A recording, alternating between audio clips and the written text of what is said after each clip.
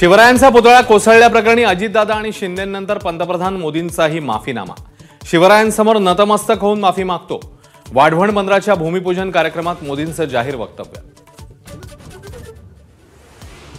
पुतळा कोसळल्याप्रकरणी महाराष्ट्र माफ करणार नाही। मोदींच्या माफीवर विरोधकांची प्रतिक्रिया। माफीला उशीर झाल्याचीही टीका।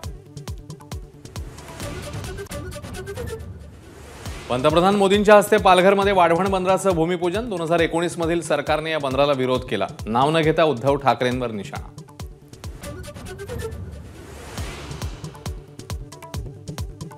पंतप्रधानांच्या मुंबई दौऱ्याच्या पार्श्वभूमीवर सकाळी काँग्रेस नेत्यांची धरपकड। वर्षा गायकवाड, नसीम खान, भाई जगताप, असलम शेख यांच्यावर ठेवला पहारा।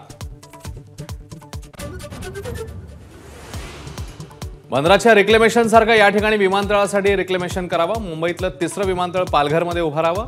देवेंद्र फडणवीसांची मोदींकडे मागणी।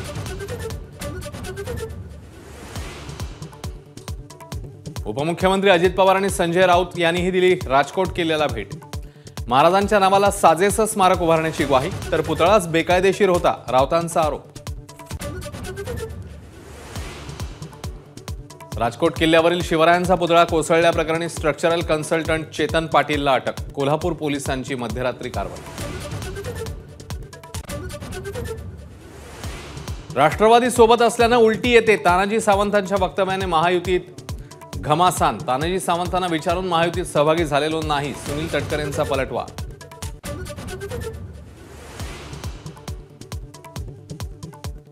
इंदापूरची जागा अजित पवारांनी परस्पर कशी काय घेतली? हर्षवर्धन पाटलांचा सवाल। भाजपने आपल्या अनुभवाचा उपयोग करून घेतला नसल्याची व्यक्त केली खदखद।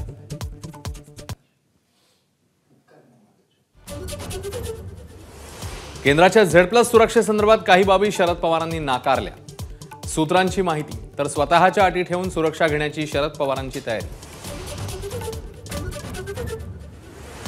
पीओपीच्या गणेश मूर्तींवर तुर्तास बंदी नाही। मुंबई हायकोर्टाकडून मोठा दिलासा। मात्र येत्या काळात काटेकोरपणे पालन करा। गणेश मंडळांना कोर्टाची सूचना।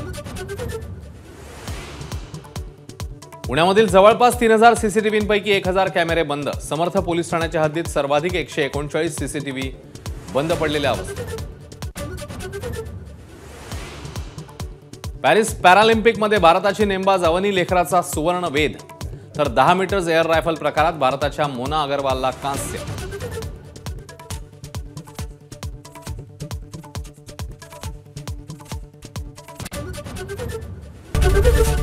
एबीपी माझा, उघडा डोळे बघा नीट।